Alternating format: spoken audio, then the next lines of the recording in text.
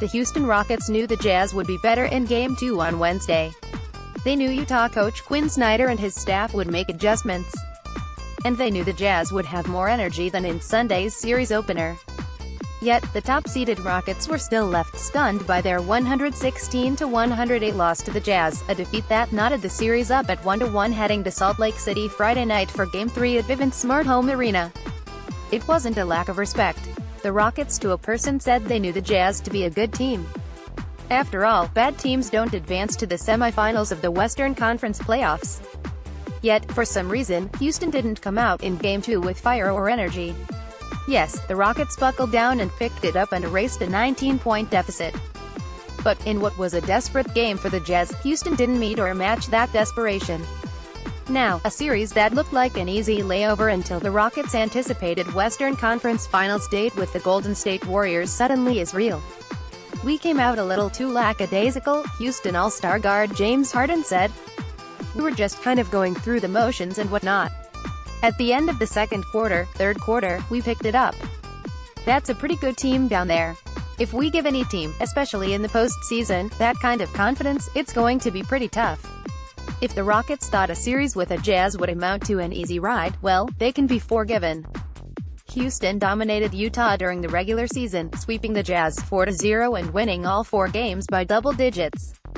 Game 1 felt like more of the same, with the Rockets leading by as many as 27 points on their way to a blowout win. But, much to Houston coach Mike D'Antoni's chagrin, the Rockets didn't close the Jazz out on Sunday the way he wanted.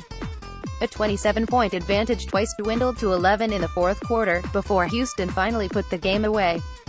D'Antoni on Sunday said he was unhappy with the way his team closed the game.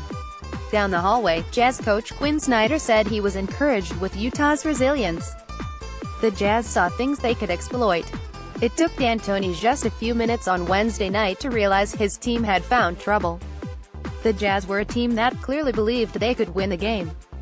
The Rockets were the team running in mud, trying to find a rhythm. D'Antoni called a timeout. Then, he called another. By the time the Rockets got comfortable, it was too late. "I thought it was the same thing that happened in Minnesota against the Timberwolves," D'Antoni said. "We didn't come out right and they didn't feel us. You know, they made the shots that we kind of left them open.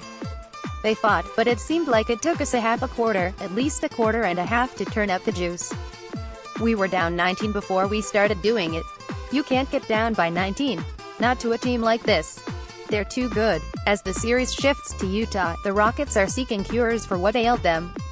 They know they will need contributions from more than Harden and Paul. And, defensively, they know they will need to be a lot better, as they've allowed the Jazz to shoot better than 50% in each of the first 2 games. Overall, Utah has won 5 of the series' 8 quarters going into Game 3. "They were just too comfortable," Paul said of the Jazz. "They were getting layups, dunks, free throws, a little bit of everything. We fought back, but give them credit. They did what they were supposed to do. They came in and got